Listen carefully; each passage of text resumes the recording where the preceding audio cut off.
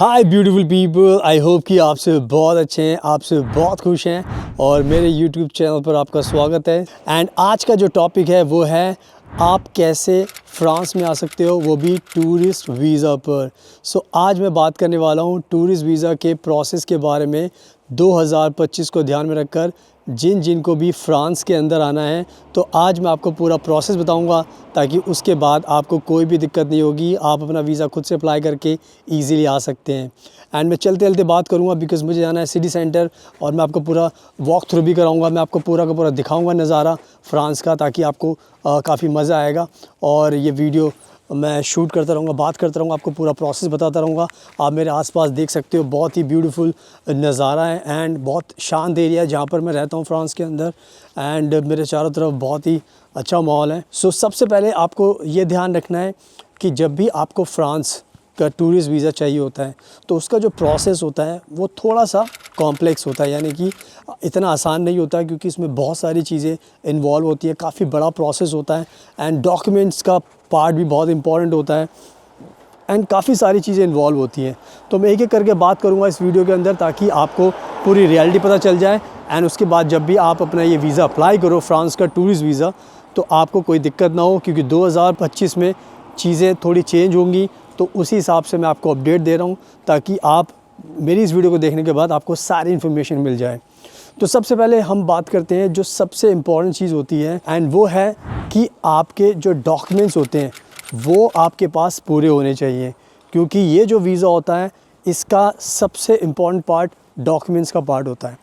तो अगर मैं डॉक्यूमेंट्स की बात करूँ, अगर आपको आना है तो सबसे पहले आपको ध्यान रखना होगा कि जो सबसे इम्पॉर्टेंट चीज़ पे देखो पासपोर्ट होती है, उसको तो हम इग्नोर कर ही नहीं सकते। तो पहली चीज़ आप पासपोर्ट मान के चलिए कि आपका जो पासपोर्ट है वो आपके पास, उसकी जो ड्यूरेशन हो कम से कम वो 6 मंथ्स के लिए उसकी ड्यूरेशन हो, जब भी आप ये वीज़ा अप्लाई करना चाहते हो। क्योंकि बहुत बार कोई भी फ्रांस जो कंट्री है वो ये ज़रूर मान के चलती है कि आप जब भी आओगे तो 6 मंथ्स की वैलिडिटी होनी चाहिए आपके पास, ताकि आपको वीज़ा उनको देने में कोई दिक्कत ना हो, क्योंकि प्रोसेस काफ़ी लंबा होता है।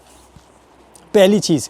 दूसरी चीज़ जो सबसे इम्पॉर्टेंट चीज़ होती है फ्रांस के टूरिस्ट वीज़ा को लेकर, वो होती है कि आपको अपना एक कवर लेटर बनाना पड़ता है। कवर लेटर टूरिस्ट वीज़ा का जो प्रोसेस होता है उसका सबसे इम्पॉर्टेंट पार्ट होता है।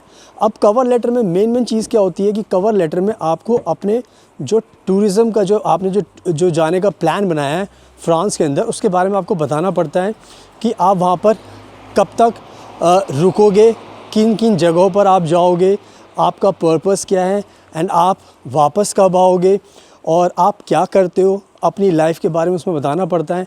तो ताकि वीज़ा ऑफिसर को बिल्कुल क्लैरिटी मिल जाए कि भाई आपके जो इंटेंशंस हैं वो सिर्फ टूरिज़म पर्पस से हैं और आप टूरिस्ट वीज़ा अप्लाई कर रहे हो यहाँ पर घूमने के लिए। क्योंकि टूरिस्ट वीज़ा का मकसद ही होता है कि आपको आना है फ्रांस में यहाँ के ब्यूटीफुल अट्रैक्शंस देखने के लिए, कल्चर को जानने के लिए। जैसे आईफल टावर हो गया, बहुत सारे ब्यूटीफुल अट्रैक्शंस होते हैं।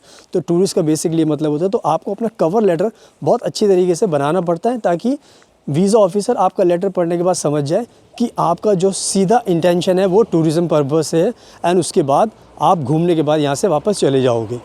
तो ये होता है सबसे इम्पॉर्टेंट पार्ट, यानी कि आपका कवर लेटर। अब दूसरी इसमें जो सबसे इम्पॉर्टेंट चीज़ होती है वो होती है आइटिनरी। आइटिनरी जिसको हम बोलते हैं, उसका सीधा मतलब होता है कि आपको हर एक दिन का अपना पूरा का पूरा प्रोग्राम एक्सप्लेन करना होता है।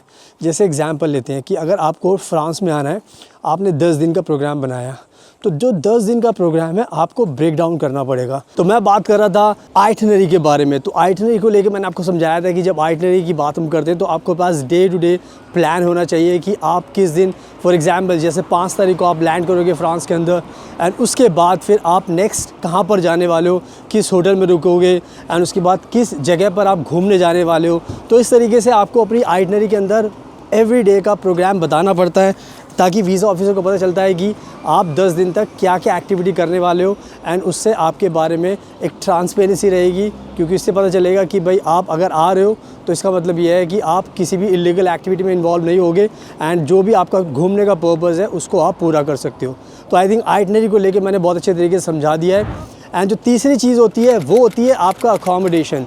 क्योंकि जब भी आप टूरिस्ट वीज़ा की फ़ाइल लगाते हो तो उसमें आपको सबसे पहले इंपॉर्टेंट चीज़ होती है कि आपको बताना पड़ता है कि आप किस होटल में रुकोगे, किस हॉस्टल में जाओगे, ताकि उससे वीज़ा ऑफिसर को क्लैरिटी रहे कि भाई आप आने वाले हो यहाँ पर एंड कहाँ पर आप रुकोगे 10 दिन के अंदर। तो उसका होटल का प्रूफ बहुत ज़रूरी है, तो वो आपके पास होना चाहिए। इसके साथ साथ अगर हम बात करें आपके हेल्थ इंश्योरेंस की, तो हेल्थ इंश्योरेंस भी आपके पास होना बहुत ज़रूरी है। क्योंकि जितने भी दिन आप रहोगे, अगर आपको कोई भी कुछ भी चीज़ अगर होती है, मिस हैपनिंग होती है, तो एटलीस्ट आपके पास एक हेल्थ इंश्योरेंस रहेगा, तो आप अपना ट्रीटमेंट करा सकते हो। तो ये हर कंट्री के लिए एक तरह से बहुत ज़्यादा ज़रूरी होता है, तो आपके पास भी होना बहुत ज़रूरी है। तो हेल्थ इंश्योरेंस को आपको मिस नहीं करना। इसके बाद कि अब आपको ये भी ध्यान रखना है कि आपके पास फ़्लाइट टिकट की डमी टिकट भी आपके पास होनी चाहिए। बहुत बार क्या होता है, जब भी आप फ़ाइल लगाते हो तो ये वीज़ा ऑफिसर ये जानना चाहते हैं कि आप जिस दिन जा रहे हो उस दिन की फ़्लाइट टिकट भी लगाइए, एंड रिटर्न टिकट की भी आपको लगानी पड़ेगी, ताकि उससे वीज़ा ऑफिसर को एक क्लैरिटी मिल जाती है कि भाई आपके पास टिकट भी है एंड आप बहुत ज़्यादा सीरियस हो, तभी आप ये सारा का सारा प्लान बना रहे हो। तो ये टिकट का भी बहुत ज़रूरी होता है। इसके अलावा अब जो नेक्स्ट चीज़ आती है वो होती है आपका बैंक फ़ंड। बैंक फ़ंड हमेशा इम्पॉर्टेंट होता है हर वीज़ा की फ़ाइल के लिए, क्योंकि आपके पास एक इनफ फ़ंड भी होना चाहिए, ताकि वीज़ा ऑफिसर को ये यकीन रहे कि अगर आप आ रहे हो तो आपके पास पैसा है, एंड उस पैसे का इस्तेमाल करके आप फ्रांस में जितने भी दिन रहोगे आपको कोई दिक्कत नहीं होगी, आपको कोई प्रॉब्लम नहीं होगी। तो आई थिंक मनी बैंक को लेकर बहुत ज़्यादा, तो उसके लिए आपको अपनी बैंक डिटेल्स लगानी पड़ती है। बैंक स्टेटमेंट आप 3 महीने की लगा सकते हो, 6 महीने की लगा सकते हो, बट आपको मेक श्योर करना है कि आपके पास कम से कम भी मिनिमम 1 लाख रुपए से ऊपर होना चाहिए। 1 लाख रुपए से जितना ज़्यादा होगा उतना अच्छा है, क्योंकि इससे वीज़ा ऑफिसर को विश्वास हो जाएगा कि अगर आप आने वाले हो तो कोई भी दिक्कत नहीं होगी, एंड आप आराम से अपना जो ट्रैवल का जो पर्पज़ है उसको फुलफ़िल कर सकते हो। तो आई थिंक ये भी मैंने बहुत अच्छे तरीके से समझा दिया कि बैंक स्टेटमेंट आपको लगानी पड़ेगी, एंड बहुत बार वो इनकम टैक्स का प्रूफ ही मांगते हो, तो मेक श्योर करो कि आप अपने इनकम टैक्स भरते हो, तो आप इनकम टैक्स के पेपर भी लगाओ उसके अंदर, ताकि उससे आपका केस काफ़ी स्ट्रॉन्ग बने। उसके बाद जो नेक्स्ट चीज़ आती है वो आती है कि आपको एप्लीकेशन फॉर्म भरना पड़ता है, क्योंकि जब भी आप कोई भी वीज़ा अप्लाई करोगे तो आपको मेक श्योर करना पड़ता है कि भाई आपके पास एप्लीकेशन फॉर्म भरना होता है, ताकि उसमें आप अपनी जो भी पर्सनल डिटेल्स होती है वो सारी की सारी आपको फुलफ़िल करनी पड़ती है। तो अगर देखा जाए तो मोर और लेस यही सारे के सारे डॉक्यूमेंट्स ज़रूरी होते हैं जब भी आप अपनी टूरिज़म की फ़ाइल लगाते हो टूरिस्ट वीज़ा की फ्रांस को लेकर। तो अगर ये सारी की सारी चीज़ें अगर आप करोगे तो आपको इससे बहुत ज़्यादा फ़ायदा होगा। तो आई थिंक मैंने ये चीज़ बहुत अच्छे तरीके से समझा दी है। तो अगर देखा जाए मोर और लेस तो ये सारे के सारे डॉक्यूमेंट्स आपके पास होने चाहिए, ताकि आपको कोई भी दिक्कत ना हो। तो अगर आपको कोई भी डाउट है, कोई भी कन्फ्यूजन है, तो आप हमें कॉन्टैक्ट कर सकते हो। नंबर आपको स्क्रीन पर दिखाई दे रहा है, आप हमें ईमेल भी भेज सकते हो, व्हाट्सएप पे भी कॉन्टैक्ट कर सकते हो, एंड हम आपकी मदद करेंगे। अगर आपको फ्रांस में आना है, टूरिस्ट वीज़ा चाहिए, तो आपको हर प्रोसेस में हेल्प कर सकते हैं, गाइड कर सकते हैं, ताकि आपकी जो जर्नी है वो आसान हो और आपको कोई भी दिक्कत ना हो। एंड आप मुझे इंस्टाग्राम पर प्लीज़ ज़रूर फॉलो करना। इंस्टाग्राम का लिंक मैंने डाली हुआ डिस्क्रिप्शन के अंदर। थैंक यू सो मच आपके कीमती टाइम का। Best of luck, and please हमेशा अपना ध्यान रखिए।